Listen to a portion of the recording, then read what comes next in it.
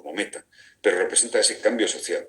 Aún ahora, estos días que se conmemoraba el Caracazo, siempre que alguien me pregunta sobre Venezuela, porque se me considera ya con una cierta autoridad, digo, empieza a estudiar el Caracazo, desde ahí al menos, ¿qué representó el Caracazo?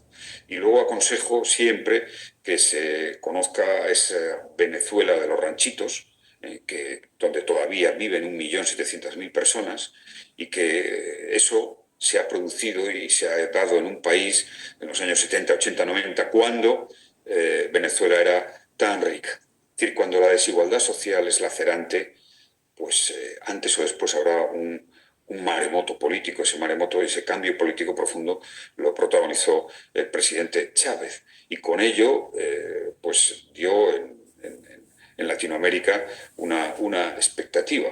Insisto, me parece fundamental que las fuerzas de izquierda progresistas fortalezcamos intelectual, teóricamente, el campo de las ideas democráticas y el campo, en este momento de globalización, de cómo tenemos que responder para fortalecer esa democracia. Me voy a Y, otro. Sí, dime. no, y diré que afortunadamente mi pronóstico ahora sobre Venezuela es un pronóstico favorable. Pienso que vamos a ir a unas elecciones presidenciales en 2024 que, más allá de, en fin, de las reglas que, bueno, al final esto es voluntad política. Si la oposición está en la voluntad política de participar, pues discurrirán como en un país que elige su presidente democráticamente, y, lógicamente, quien los ciudadanos voten será elegido. Claro que habrá condiciones, y espero que ese momento por el que hay que trabajar, que se produzca con serenidad y con convicción de todas las partes de participar electoralmente con las condiciones adecuadas. Sin duda, pues bueno, pienso que será seguramente el cierre de una década que nunca se tuvo que producir en Venezuela, de un conflicto que estuvo a punto de llegar a una situación tan indeseable como podría ser un conflicto civil. No podemos perder de vista esto. Hemos estado en el borde del precipicio. Yo he sido testigo y dejé muchas horas de mi vida para evitar que un país cayera por el precipicio de la confrontación civil. Preservar eso me parece que es fundamental, y bueno, soy optimista sobre el futuro de Venezuela.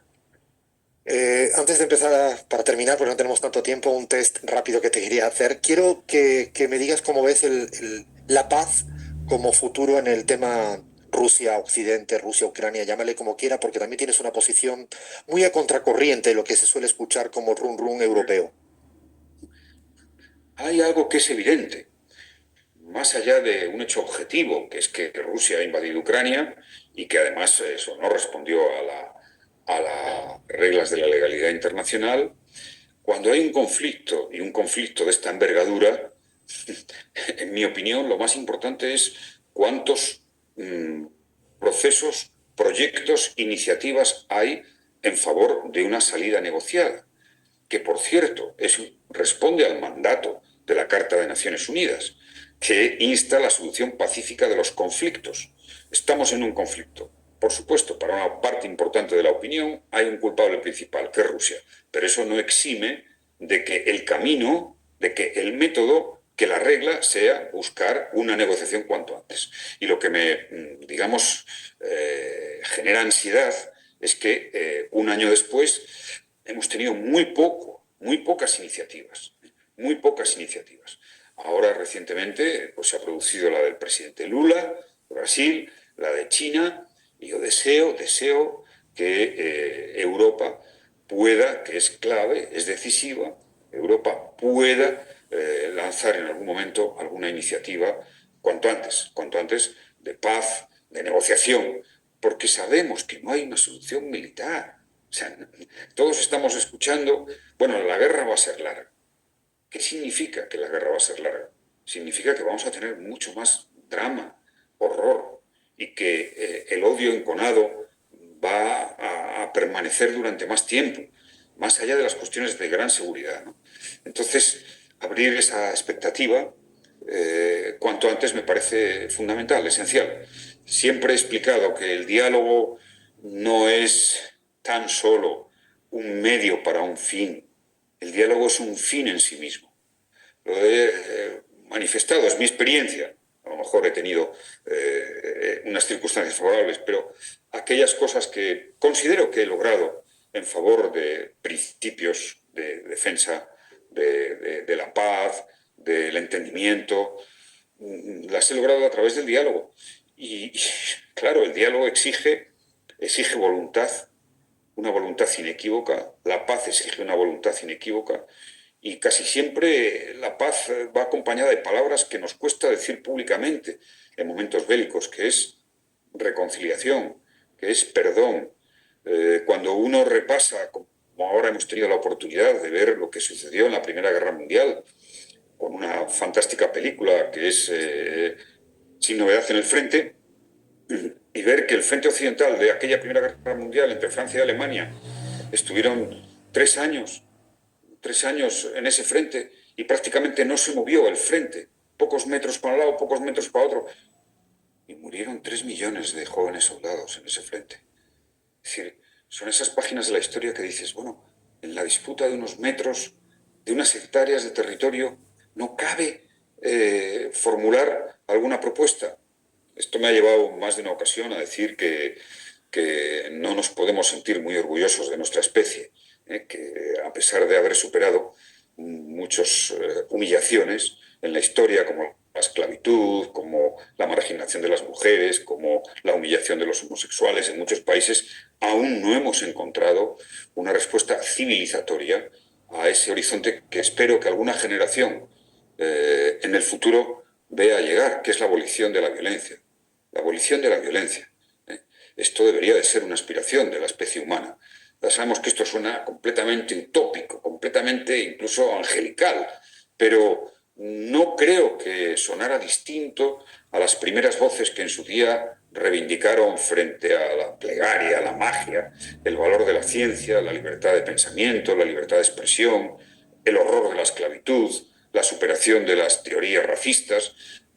En fin, debemos de mantener ese alto ideal, ese alto ideal. Y me preocupa que en este siglo XXI ya entrado, bastante entrado, pues reproduzcamos los hechos del siglo XX. O sea que todas las iniciativas de paz que se puedan producir me parece bien, me parecen fundamental, me parecen necesarias. Y añado, sí me preocupa que en la sociedad internacional, si podemos hablar de una sociedad internacional en el mundo de Internet, de la comunicación, hay como una especie de resignación, una especie de resignación a esta guerra, que insisto, como casi todos los conflictos tiene en el origen un principal responsable, es claro, pero que no exime ese hecho de intentar buscar una salida pacífica a ese gravísimo conflicto.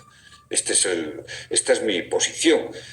Sí, puede resultar, como en otras ocasiones ha resultado, un poco en este momento, en fin, pues minoritaria. Pero, bueno, hay una presidencia española de la Unión Europea en el segundo semestre de este año y a ver si el presidente del gobierno tiene condiciones objetivas en el contexto europeo, que no es fácil, no es fácil porque la Unión Europea tiene los países del este que ven a Rusia pues como muchos ciudadanos de Latinoamérica ven a Estados Unidos, que es injerencista, que ha sido un imperio, que les ha dominado. Ahí se produce una curiosa situación, ¿no? Y difícil situación de gestionar. Pero promovamos iniciativas de paz. Y la iniciativa de paz siempre tiene que ir con una actitud diplomática, de preservar los argumentos de todos y de intentar humanizar al máximo posible la dialéctica política. Y para terminar, estamos sin tiempo, pero no quiero dejar de hacerte algunas preguntas más, tipo casi con un nombre, te pido en cada una de las de cierre, es ¿a qué líder o lideresa le prestas hoy una especial atención de América Latina? Dime un nombre. Sí, al presidente Lula. Un nombre ahora que te ilusione de la política española. De la política española, Pedro Sánchez. ¿Y dirías que es la Porque, persona? Sí, dime. sí, no, sí, porque estamos en un tiempo con esta derechización de la derecha que quizá la mejor cualidad que un líder progresista necesita es la determinación, la fuerza. En fin, hemos tenido, lo digo así de claro, hemos tenido la fortuna, creo que en el ámbito progresista, de tener a un líder al frente de la presidencia del gobierno con una enorme determinación. ¿Quién dirías que es la persona que más daño ha hecho en América Latina en la última década? Un nombre. Pues, en mi opinión, el presidente Trump. ¿Cuál es el país de la región al que próximamente le vas a dedicar tiempo, estudio y análisis? El próximo. Eh, ¿Argentina o después de Argentina? Después de Argentina, porque en ese ya está. Sí. Pues, pues, pues pienso en un país en el que normalmente no se piensa, por lo menos aquí en el ámbito europeo, que es Perú, y que está atravesando una situación muy preocupante, muy grave, y creo que bueno, pues se impone con ese principio de respeto y no de injerencismo que he procurado siempre mantener cuando hablo de un país latinoamericano, pues intentar ayudar a la democracia peruana. Bueno, pues hasta acá llegamos en esta travesura radial de la Bizarra, conversando como siempre con José Luis Rodríguez Zapatero, expresidente español. Gracias, José Luis, por estar con nosotros y nosotras. Muchas gracias a vosotros. Hasta la próxima. Un fuerte abrazo.